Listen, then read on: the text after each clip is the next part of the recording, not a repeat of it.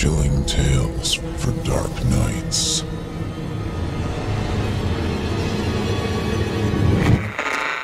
Want to make sure you never miss a Chilling Tales for Dark Nights video again? Be sure to subscribe and hit that bell to turn on notifications. The following program is a production of Chilling Entertainment and the creative team at Chilling Tales for Dark Nights, and a proud member of the Simply Scary Podcasts Network. Visit simplyscarypodcast.com to learn more about this and our other weekly storytelling programs. Thank you for listening and enjoy the show.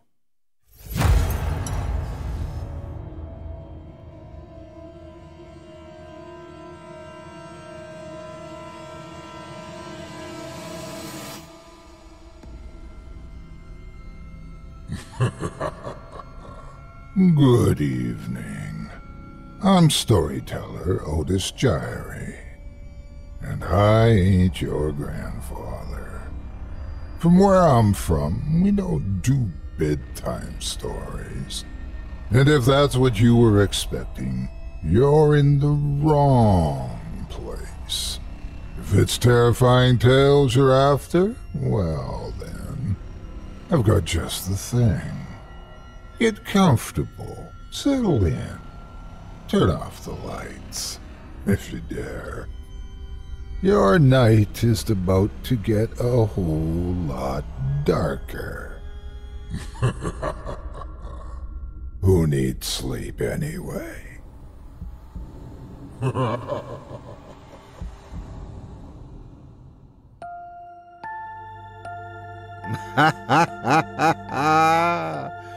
Good evening. You're listening to Scary Stories Told in the Dark. Welcome, dear listeners, to Season 14, Episode 17. I'm your host, Otis Jiry, and in this episode, I'll be performing 4 tales to terrify you, courtesy of authors N.M. Brown, Brandon Wills, Megan Meehan, and Finn McCool. Tonight, we'll hear stories of wretched remembrance, snowy snatchers, alien antagonists, and nasty nuisances. You're listening to the standard edition of tonight's program, which contains the first 2 spine-tingling stories. If you'd like to show your support and enjoy an extended version of this and other episodes with twice the terror, visit simplyscarypodcast.com and click Patrons in the upper menu to sign up today. Thank you for your support. Now, let's take a walk together down the moonlit trail. So lock your doors, turn your lights down low, and settle in. The show's about to begin.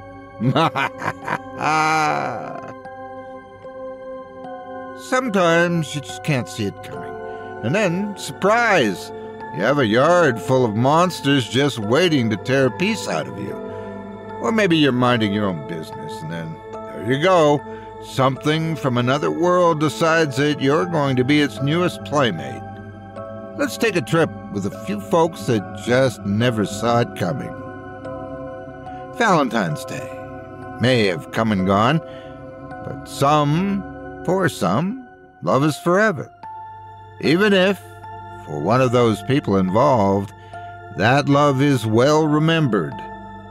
Yes, the autumn years are not kind to some of us and our memory, but surely that's no cause for alarm, or is it?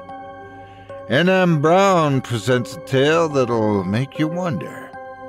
Without further ado, I present to you, Did You Check the Box?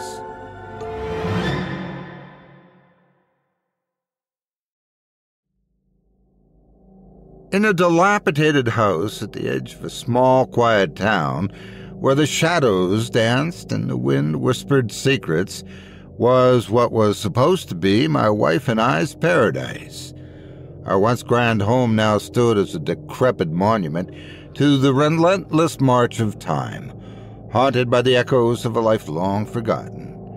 But the true terror in my heart lay not in the crumbling walls, but in the shattered fragments of memories that tormented my every waking moment.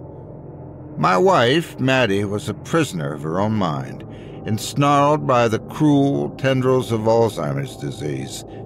Each day was a descent into madness for me as I watched helplessly while the woman I loved slipped further and further away. The walls of our home bore witness to the horrors that unfolded within, the air thick with the scent of decay and despair. As night fell, I would often find myself wandering the darkened halls, my footsteps echoing like the tolling of a funeral bell. In the shadows, I'd catch glimpses of my wife, her eyes vacant and hollow, a mere shell of the vibrant woman she once was. But it wasn't the sight of her vacant stare that chilled me to the bone, nor the sound of her whispered gibberish that sent shivers down my spine. No, it was the sense of dread that hung heavy in the air, the feeling that something sinister lurked just beyond the edge of her perception. So, in case you couldn't tell, nights were the worst. That's when the darkness seemed to seep into our very souls, twisting our thoughts and filling me with an irrational fear. I found myself lying awake for hours on end, listening to the creaking of the floorboards and the howling of the wind, my mind awash with images of horrors, both real and imagined. In those moments, I could almost feel the weight of Maddie's presence beside me, her frail form, a constant reminder of the nightmare we are trapped in. But it was not the only physical manifestations of Maddie's illness that tormented me.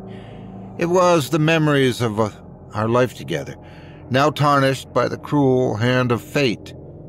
I'd find myself lost in reverie, reliving moments of joy and tenderness, only to have them ripped away by the harsh reality of the present. The photographs that adorned the walls served as cruel reminders of what once was, our once smiling faces a mockery of the tragedy that had befallen them. And so, at least on my end, I lived in a perpetual state of terror. My mind was a battleground where the forces of light and darkness waged an eternal war. I selfishly longed for release from the nightmare that had become our lives, yet feared what lay beyond the confines of our crumbling sanctuary. For in the darkness lurked horrors far worse than any imaginable. And so we remained, trapped in a prison of our own making, haunted by the echoes of not only the forgotten but the remembered, which can prove to be far worse. Just 11 short days until our anniversaries, dear heart. I glanced at the calendar to my left, not even close. We got married in the spring and are currently approaching the middle of fall. Still, it doesn't do much good to correct her. She only gets upset when I do that. I mean, we're all getting older. You never wake up younger than you were the day before, that's for sure. Memories become harder to hold on to. Your brain becomes a colander for memories. The holes get larger every year, or hell, even every month sometimes, the older you get. So I nodded and smiled without a word said. What else was there to do? Maddie had been by my side through everything. The loss of a child, car accidents, surgeries, and the death of our own parents. We'd been together for over 40 years, soon to be 50, God willing. I'd been on this earth long enough to know what you get robbed of with age. At least she recognizes who I am today. If I keep calm and patient, this could very well turn out to be one of her good days. It started with small things, and she wasn't exactly organized to begin with. It wasn't uncommon at all for her to misplace her keys or search for her glasses for ages before realizing they were on the top of her head. The kids caught hold of it long before I did. Then again, you never want to believe the worst about the person who holds your heart, do you now? Besides, Lord knows I had my own health issues to deal with. I'd been sicker than a dog left out in the rain for the past few months. Doctors couldn't figure out what the hell was wrong with me. My two largest fears constantly waged battle in my brain. If she went first, I'd be beyond devastated. The only thing I could think of that would be worse is if I died first. Of course, there was an absolute certainty that one of those things would happen. There was no lesser of the two evils. Both outcomes left us dealing with a labyrinth of pain and suffering too large for us to deal with.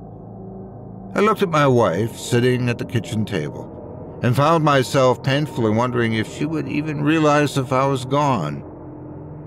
The Keurig machine our daughter, Alma, bought us has finally gurgled to a stop, breaking me from my inner diatribe long enough to prepare 2 cups. The creamer bubbled lightly at the top of the cup before dividing to the bottom, begging for a good stir. I filled a spoon up with sugar before dropping it into her cup. Yeah, I imagine the sugar isn't great for her, but at this age, who cares? She's always been my sweetheart, and I aim to help keeping her that way. I carried the cups to our kitchen table, wincing as some of the morning's liquid sloshed over my cup onto my hand. As long as it wasn't hers, it's okay, I thought to myself, gently. People often ask what the secret is to a long, healthy marriage, and I give them the same answer every time. Always think of them first and with love. Of course, it helped that we didn't have social media, where sex is available at the click of a button sometimes. Maddie gratefully accepted her cup, smiling at me. I've always adored her smile. It melts my heart even after all these decades. She cleared her throat lightly before attempting to speak. Oh, this is delicious, just what I needed. Thank you so much, Daniel. My heart froze for more than a few seconds before plummeting to the pit of my stomach. I hadn't heard that name in years, and I was hoping never to hear it uttered in our home again. Daniel Williamson had proven to be the largest challenge of our marriage. Daniel Williamson was the man who almost broke my family apart 20 years ago, almost made it to where I'd be sitting here alone today. Daniel was the man whose affections were too strong for my wife to resist. It began innocently, a fleeting glance exchanged between them here and there, like a spark igniting a wildfire. Soon, clandestine meetings in dimly lit cafes became the norm, whispers of forbidden desires echoing around the hollow chambers of our dark bedroom. As hard as it was to admit, I felt a creeping sense of unease, like a cold hand trailing down my spine in the dead of night. Shadows danced in the orbs of her once warm and inviting eyes, casting doubts upon the love we once held so dear. As the affair spiraled out of control, along with my paranoia, I found my soul ensnared in a web of lies and deceit, each thread pulling us deeper into the abyss of despair. My once vibrant spirit withered like a flower deprived of sunlight, replaced by a hollow emptiness that echoed through the halls of our strained, distrusting home. One fateful night, when my suspicions reached a boiling point, I confronted my wife in a whirlwind of confusion and anguish. At first, she tried to deny it, but in the dim glow of the moonlight, her confession ultimately hung heavy in the air, like a noose around her neck, tightening with each word of utter betrayal. She began to walk toward me, her footsteps echoing in the silence of the night like a mournful dirge. Shadows danced around her, whispering secrets of old infidelity and deceit, their icy fingers tracing the contours of her broken heart. We decided to work it out and make it through this, not for our kids, but for us. It was one of the hardest periods of my life, and up until recently I thought it was long behind us. She interrupted my thought process. "Danny, promise me the box is okay. When's the last time you checked it?" I truly didn't know what to say. "You know, if Brody finds it, we're dead, right?" This is the point where I'd shamefully had enough. "Maddie, it's me. I'm Brody, and I certainly don't wish you any harm, dear." A startled look assaulted her eyes just long enough for me to notice before she took it away. "You're not Brody. You're proving it now by actually listening to me. He never did. Feelings, thoughts, opinions, he didn't want to hear any of it. Told me I'd make a terrible midwife. Here we go. An argument settled decades ago, rearing its ugly head for a new round. Maddie was young and bored, and like many other women presented with an empty nest during the hours that her children were in school, she started binge-watching TV shows. Netflix featured a show called Call the Midwife. Maybe some of you have even seen it yourselves. Well, 6 seasons in, and all of a sudden, Maddie was convinced she'd found her calling, just like she did with cooking and jewelry making and crocheting, and all the other phases of life she clung to. Well, I wasn't exactly the most supportive, and apparently, she never forgave me for it. After ensuring she had what she needed for the moment, I went upstairs to gather laundry so she wouldn't have to worry about it. There was a good chance she wouldn't notice anyway, but why fix what's not broken? Laundry still needed to be done after all. I checked the kitchen camera and found her still sitting peacefully, staring off into space. So I used that opportunity to fix up the bathroom and clean up in the event of any accidents Maddie had. The sound I heard after closing the door to the upstairs bathroom wasn't one I'd ever heard before, and hoped to never hear again. When Maddie and I were younger, and the kids were, well, kids, we could always tell who was coming up or down the stairs by the sound of their steps that they made. Taryn was a clomper. That girl couldn't sneak up on anyone to save her soul. Mason took each step 1 foot at a time, so it was 2 clunks for each step, whereas Christopher ran, taking 2 or 3 steps at a time. This was none of the above. A frenzy of stomping footsteps ran up the stairs faster than anything I've ever heard before. But that wasn't the only sound. A second set of footsteps audibly accompanied the first, only these made a dragging and pulling sound. I barely had time to open the door before Maddie planted herself before me. The look on her face betrayed her small frame, making her seem 10 feet tall and bulletproof. My mind struggled with how she found the strength to get up here so fast. It seemed lately she could hardly walk a straight line without my assistance. My eyes searched behind her, looking for a second set of footsteps, but I found nothing. "Danny, baby, I can't take this anymore. We have to act now," Maddie pleaded. How could she look me in my very own eyes and see someone else? My hand flew to my forehead in frustration. When I decided to stay and work things out when we were younger, I never imagined this would come back like it has now. It was supposed to be over. She had many phases throughout her long life. Why did she have to get stuck in the days she was with Daniel? How was that fair to me? Why did I have to suffer through this again? It didn't seem to bother her in the least, but I guess that's why some refer to Alzheimer's as the ignorance and bliss disease. It's supposedly harder on us than it is on them. Yet she continued, "If he finds out, he'll kill me, Danny. You have to believe me. He'd rather me be dead than be with you." "Maddie, honey, please stop it," I pleaded gently. "Daniel's dead." Tears sparkled in the corner of her dull eyes before traveling the roadmap of wrinkles on her cheeks. "Why would you say that, Danny? You know I can't live without you. Not a happy life, anyway." That was it for me. Without the patience for one more audible word, I left her there, determined to give her the space I knew she wasn't even capable of adequately using. Hours later, as the weather slept outside and the silence of the absence of rain lashed against the windows like icy fingers, my torment reached its zenith. Sitting in our kitchen, alone in the darkness, I could feel the tendrils of insane helplessness creeping ever closer, threatening to haunt my soul forever.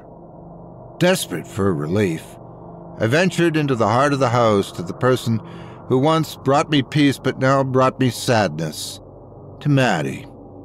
She looked so innocent and frail, tossing and turning in our bed.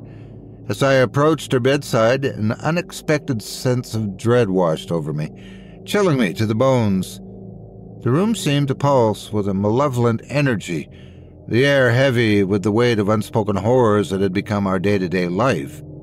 And there, amidst the darkness, I finally saw the source of it. a figure loomed over Maddie's side of the bed. Its features twistedly grotesque, but recognizable all the same. Daniel. Heart pounding, I found myself stumbling backward, my mind reeling with confusion and anguish. I tried to scream, but no sound escaped my lips. The figure drew nearer to Maddie, his shadowy figure engulfing the entire room in darkness. In that moment, I understood what it felt like to be on the precipice of madness, teetering on the edge of oblivion. But then a voice pierced the darkness, cutting through the cacophony of fear and despair. It was Maddie, her voice soft and gentle, calling out from the depths of her confusion. And in that moment, I'd found my anchor, a lifeline amidst the chaos, at least for a little while. With Maddie's voice as my guide, I gathered the courage to face the madness head-on. I reached out to my wife, taking her trembling hand in my own, and with the presence of her spirit, I confronted the horrors that lurked within the shadows. "Demon, be gone," I commanded, and all at once Daniel's visage began to change. He roared at me hatefully as the ethereal atmosphere around him began to falter and fade. It seemed like it was causing him pain, but that didn't make any sense to me. After all, his lifeless nervous system had either been burned or rotted away ages ago. Then again, that exact line of reasoning tells me what I see before me is just as outlandish. It took me longer than necessary to make out what she was trying to tell me. The basement. I settled her down, brought her some water, and got her all tucked back into bed. My heart told me I should let it go, that whatever I'd find in the basement had nothing helpful to offer me. Meanwhile, my brain screamed at me to investigate. I told myself that whatever had been put in that basement was placed there long ago, and no longer had the power to hurt me. Oh, how wrong I was. The basement stairs were always so steep that even when I had the surest footing, I tried to avoid them. My mind split between taking one step at a time and not slipping the entire flight down. However, I made it. The room reeked of dust and mildew, and the smell of utter abandonment. Cobwebs hung from just about every corner, the spiders had inhabited them having left long ago. I scanned the room for anything out of place and found nothing. What I did find, however, was an area of the basement that wasn't as dusty as the rest. Though how she managed to get up and down the stairs was a mystery to me, it was apparent that someone had been in this area more often than the others. My hands fumbled around, searching for any kind of clue at all. Papers flew and forgotten stored items were tossed aside. The last sheet of paper, one of Torrin's old school papers, revealed Maddie's old family Bible, which seemed oddly used for how long it had sat down here. I opened the book with trembling hands, and my entire world changed. The few mysteries over the decades of our lives instantly clicked into place the moment the cover was opened, especially my alarming health problems of late. The pages of the book had been cut, revealing a hollow space inside. Only it wasn't empty. There, safely nestled in its hiding spot, was a half-empty bottle of arsenic. I got out my phone and Googled the effects of arsenicosis as I tried to mentally absorb the situation. Unfortunately, I was shaking so badly that it took me more tries than I'd like to admit. Skin lesions, one of the most visible signs of chronic arsenic poisoning, is the development of skin lesions. These may appear as discolored patches, rough, thickened, or wart-like growths, and can progress to more severe conditions like hyperkeratosis, thickening of the skin, and eventually skin cancer. I stared down at my arms, wincing at the eggplant-shaded bruises and calloused-edged sores that appeared every now and then. Cancer. Chronic exposure to arsenic has strongly been linked to an increased risk of several types of cancer, including skin, lung, bladder, liver, and kidney cancer. Cancer. That was the last thing on the list I hadn't been tested for. I refused any scans or x-rays the entire year before, thinking if they didn't find anything, it meant I wouldn't have anything. Cardiovascular effects. Arsenic exposure has been associated with cardiovascular diseases such as hypertension, arteriosclerosis, ischemic heart disease. My blood pressure had always been high, so that couldn't really be used as a confirmed symptom. Reproductive and developmental effects. Fortunately for me, it was a tad too late for any of that to be a concern. I'd already had my kids, and I was about as developed as I ever was going to get. Gastrointestinal effects.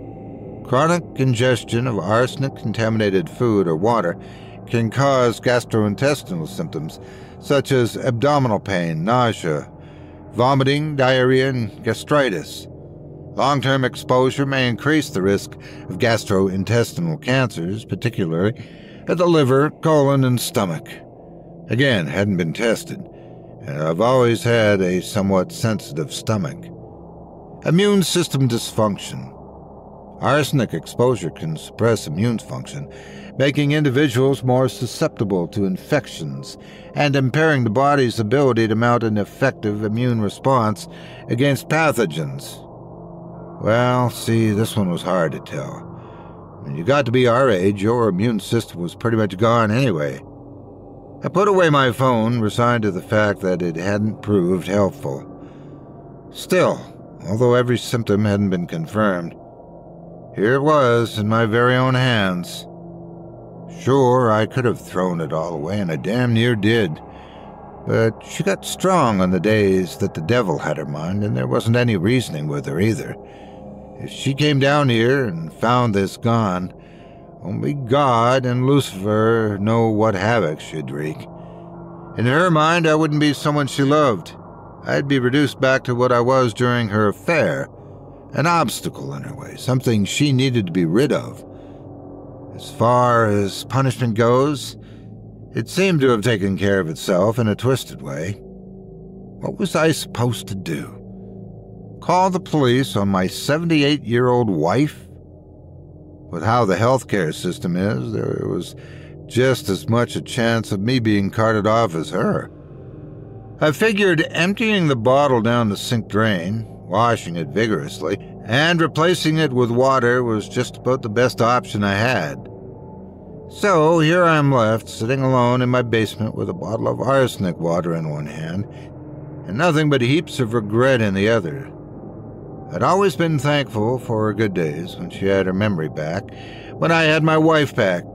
However, this was something else entirely. Now it seemed like my wife counted on those good days, the ones that seemed fewer and farther between as of late. Some days I wish I could join her in her make-believe world, win her back like I did back then. I'm older now. Daniel's long dead, and I'm tired. So damn tired. Maddie's bad days were getting more consistent by the week. It seemed the light of her spirit had shined through the cracks of dementia, and had all but been sealed over, shut out from me forever. Her bad days were the ones where her mind took her back to the time when she was unfaithful. She wasn't mine during these times, she was his. It hurt and terrified me all at once. My sense of shame, betrayal, heartache fought with my sense of self-preservation to live. I told myself I wanted to live, but struggled to figure out what for. But unfortunately for me, those were also the days she remembered to poison me.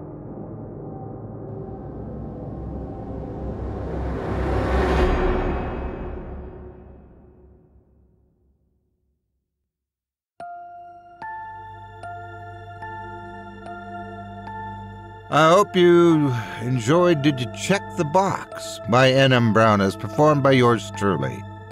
If you enjoyed that tale and would love to read more from tonight's very talented featured author, you can help support him by visiting simplyscarypodcast.com/nm-brown. That's simplyscarypodcast.com/nm-brown. Thanks again for your support of this program and tonight's featured author. What's in a name? That which we call a rose by any other name would smell as sweet. Except, of course, when it's been doused in arsenic, I guess. I will admit, though, some people will put up with anything, even being poisoned, as long as the love is still there. Did you catch something out of the corner of your eye? Well, maybe it's nothing. Or maybe it's everything. See, what you can't see, and sometimes will, kill you. Brandon Wills presents a tale that ought to keep you chilled to the bone. Without further ado, I present to you, there are killer snowmen in my town.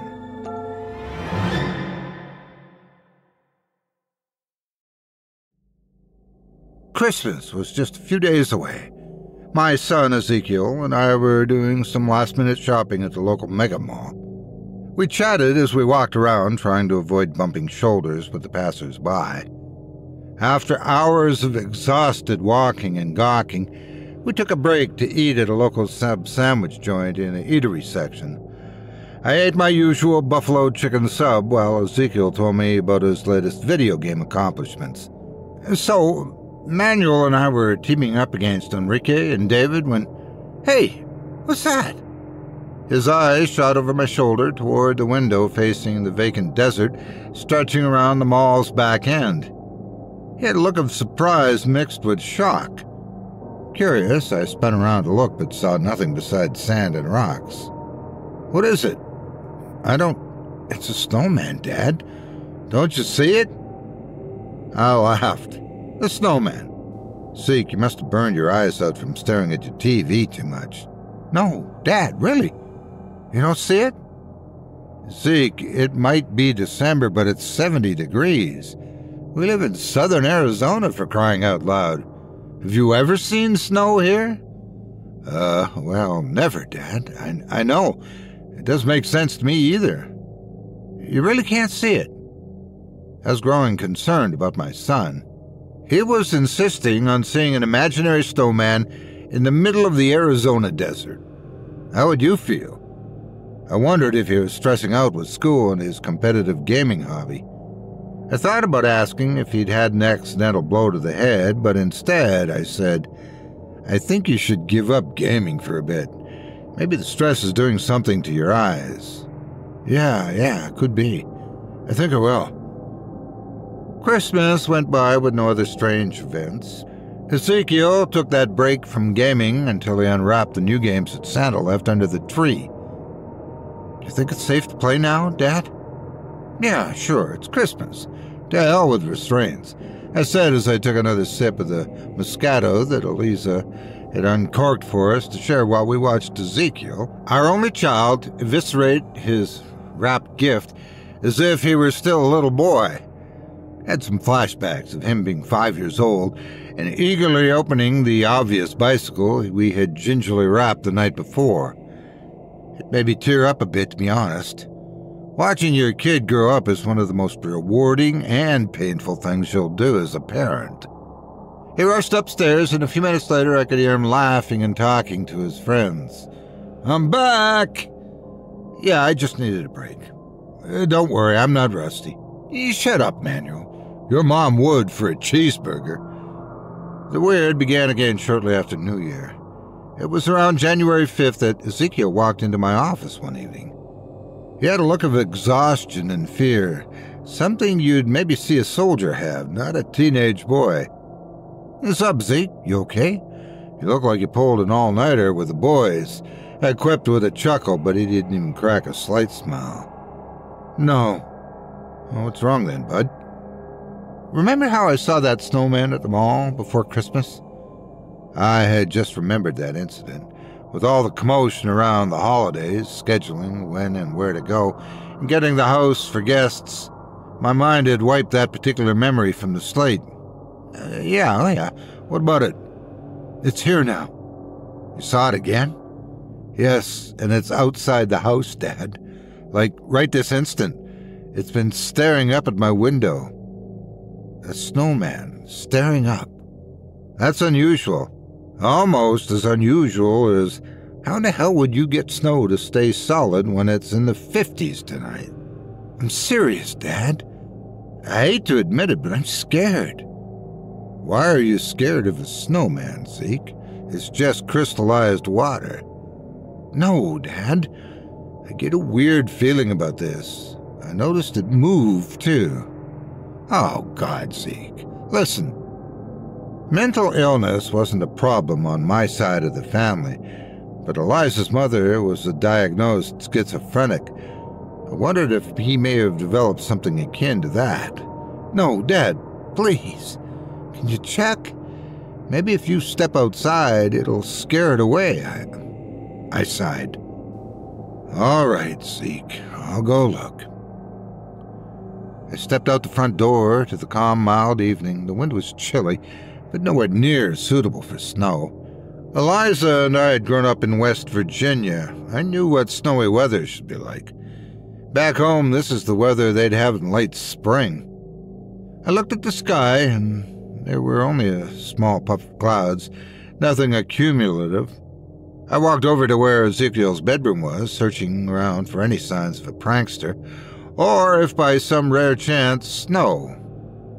Not a damn thing. I looked up to see Ezekiel looking down at me, looking horrified. I shrugged and said in a raised voice, "There's nothing here, Zeke."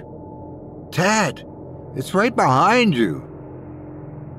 I spun around just as I felt an ice chill cover my arm, followed by the sudden, shocking feel of excruciating, sharp pain. A dog had bit me once as a child, and this felt just like that. After I screamed a few obscenities, I noticed blood had begun to trickle down my arm in several places.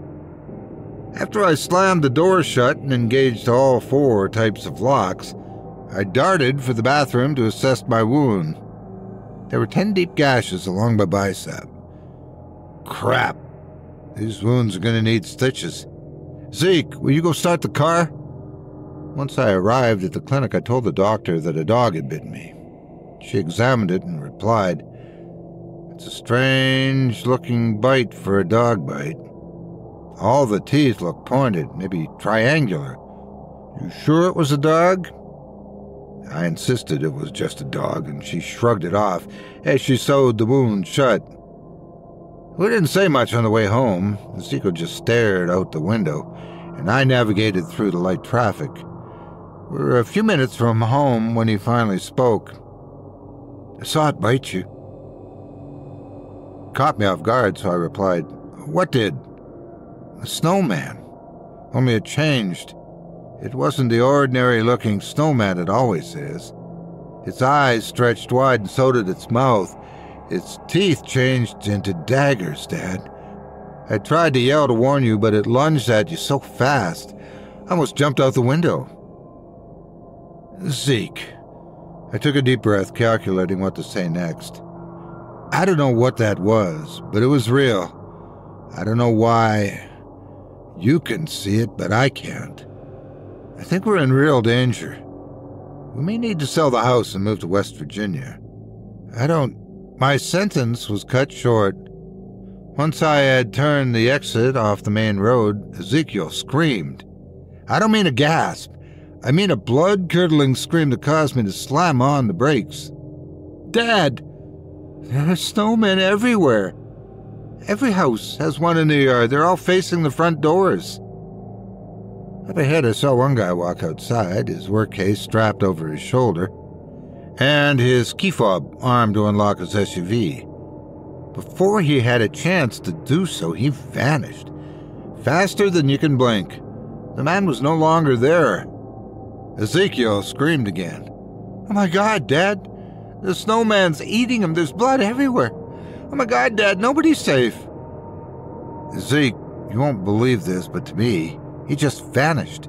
Just keep your head down until we're home. We'll figure out what to do then." As we pulled into the driveway, the front door opened. Elisa's horseshoed feet stepped onto the porch, her purple robe tied tight around the waist. She had her arms folded just as strong across her midsection. I could tell she looked a little angry about our sudden departure. "Dad, it's coming for her." "Oh no," I blurted. Panicked, I tried hitting the button to roll my window down so I could warn her, but it was too late. Before I even found the stupid button, she was gone. Zeke tucked his head between his legs, crying himself into spiraled mania. My beautiful, darling Elisa, my soulmate, my best friend, my wife, was being eviscerated by an evil, possible interdimensional monster. Her suffering must have been great because Zeke kept asking if I could hear her screaming in between periods of his powerful sobs. I couldn't. I'm glad that I couldn't, but I also wished that Zeke couldn't. I wished for this insanity to stop, but I had no idea how I could do anything, something to help. He cupped his ears to his head in an attempt to stifle the sounds, but it penetrated even that. I watched my son cry as he was forced to listen to the inescapable sounds of his mother's demise. I cried with him. That was when I saw something snap inside of his mind. There's a particular look that changes on one's face when they've decided they've had enough and it's time to roll. The door at his side slammed open as he dashed toward the garage. He came out with a shovel and ran around to the front door. He repeatedly swung at the air in wide arcs and chops until he finally stopped, his lungs exhausted from the effort. Yet he didn't quit. He raced to the next yard and did the same. After a few moments, I saw Elisa appear again, bloodied but alive. The ambulance arrived in a few minutes. I yelled for Zeke to come with us, but he said, "You go, Dad. I have to save the neighborhood." I just nodded.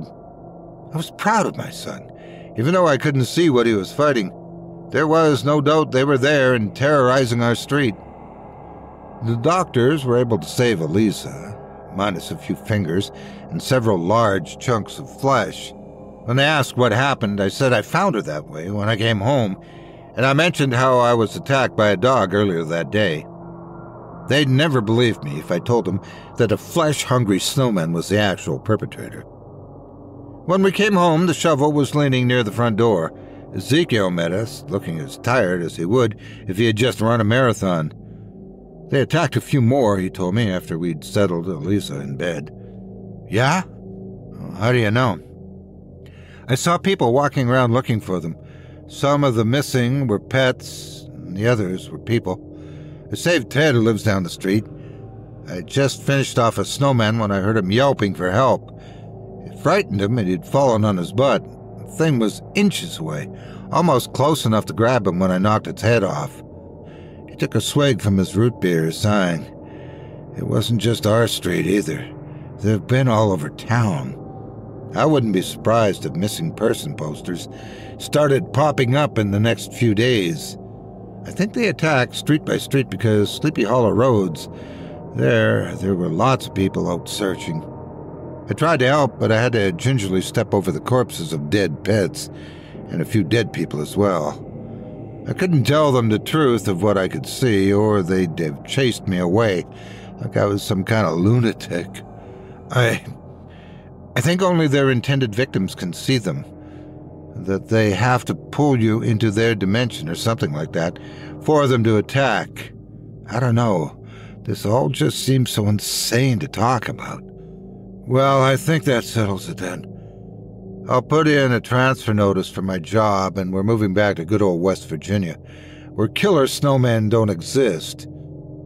I was trying to lighten his mood and maybe even make him laugh, but he just stared out the window. A week later, we were settling into a new home just outside of Charleston. This time, though, we saw real snowmen and real snow. Ezekiel had been out to mingle with the local teenagers who were sledding and having an old-fashioned snowball fight. Elisa was healing nicely, but the doctors said she'll have some ugly scars for the rest of her life. She asked me a few times what happened because she just couldn't remember.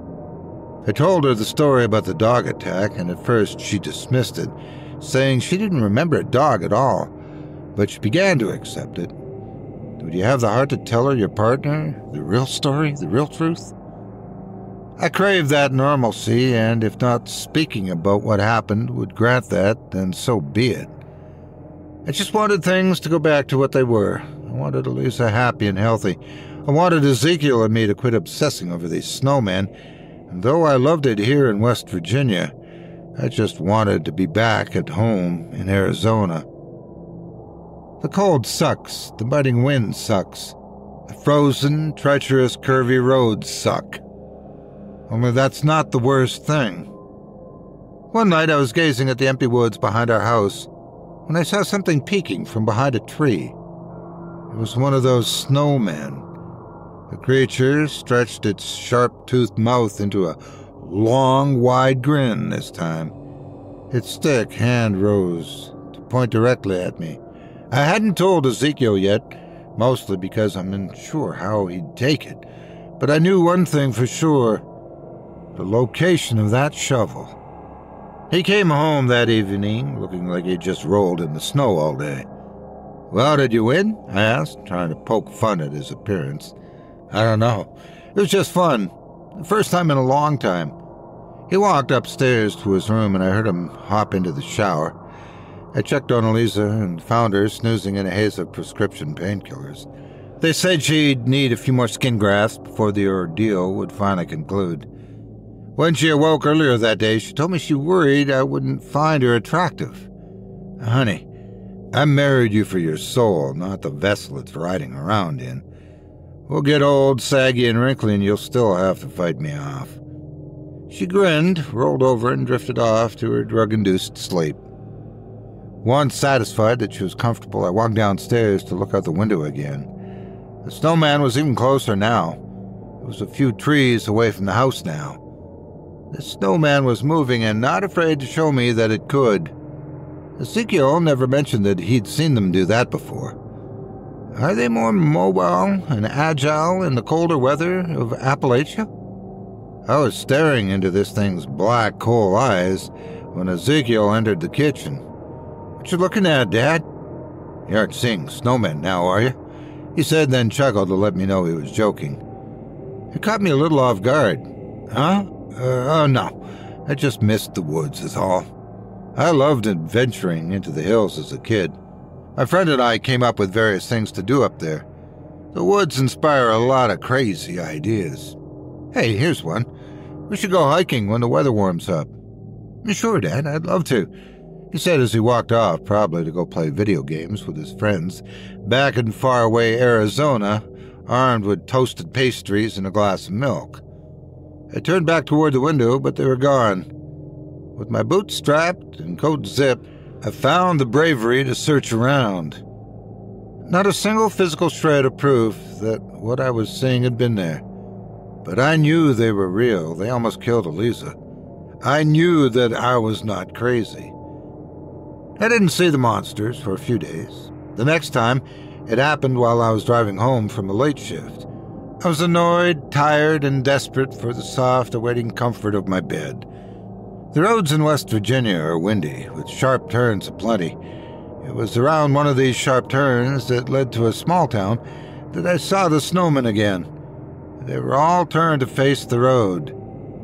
The faces were all contorted to sinister, horrific smiles. All had one arm pointed at me as I drove by. One thing was clear. Their threats were not vague. I hammered down the accelerator. Caution be damned. After dodging a few accidents by the narrow width of a hair, brakes screeching as I slammed the car into park in my driveway and bolted toward the front door. It was wide open. There was a smooth, wide trail leading from the woods, around the house and to the front door. Inside, the trail of snow had melted and left a soaked path up the stairs.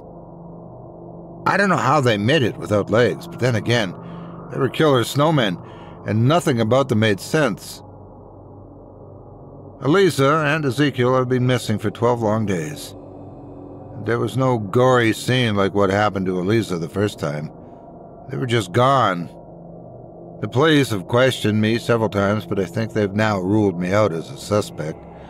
Our security camera, located outside, recorded the front door opening, but no source for the action. The living room camera isn't aimed directly at the front door, but you can see it in the top right of the open screen, and a trail of snow making its way toward the stairs. I've done my own searches in the woods around our home, and even flew back to Arizona to check around our old property in the town. But I've turned up nothing but strange looks from people as I frantically search every possible place. The pictures on the walls just make me sad now. I cry as I look through old photos and videos on my phone as I try to nurse the sadness with whiskey. I know it's not the healthiest thing to do, but since work has granted me paid time off, I'm going to stay drunk because it's far better than feeling the sadness that's trying to consume me. I have no idea where my family is, or even if they're still alive. I pray that they are. I pray that I'll see them again, but I know I inevitably will. When they do, well, there's a shovel waiting for them.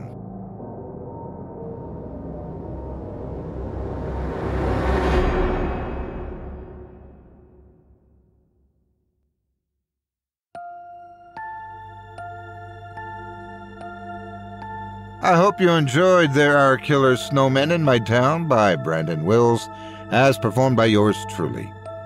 If you enjoyed that tale and would love to read more from tonight's very talented featured author, you can help support him by visiting simplyscarypodcast.com/Brandon-Wills. That's simplyscarypodcast.com/BRANDON-WILLS.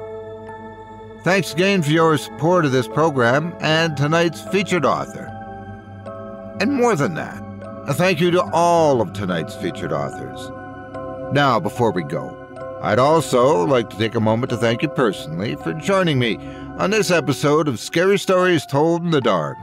If you've enjoyed what you've heard on today's program, please take a moment to stop by our iTunes page or wherever else you listen to your favorite podcasts and leave us a 5-star review and a kind word. It makes a huge difference and would mean a lot to us. If you'd like to hear a premium extended edition of tonight's and all of our other episodes featuring twice the terror, visit simplyscarypodcast.com today and click the Patrons link in the menu at the top of the screen. You'll find yourself at chillingtalesfordarknights.com, where you can purchase season passes for this podcast and our other quality storytelling programs, or become a patron for as little as $5 a month and get access to our entire audio archive dating back to 2012, all of it ad-free. If you happen to use Facebook, Twitter, Instagram, or YouTube, you can follow and subscribe to Chilling Tales for Dark Nights there, where you'll get all of our latest updates and new releases and have the chance to interact with us each and every week. You can subscribe to me on YouTube as well at the Otis Jiry channel, where you'll find releases of my series, Horror Storytime, dating back to 2014. 10 years now. And you can find me on Facebook, Twitter, and Instagram too. Just search for Otis Jiry. Until next week, stay spooky and get some sleep, if you can.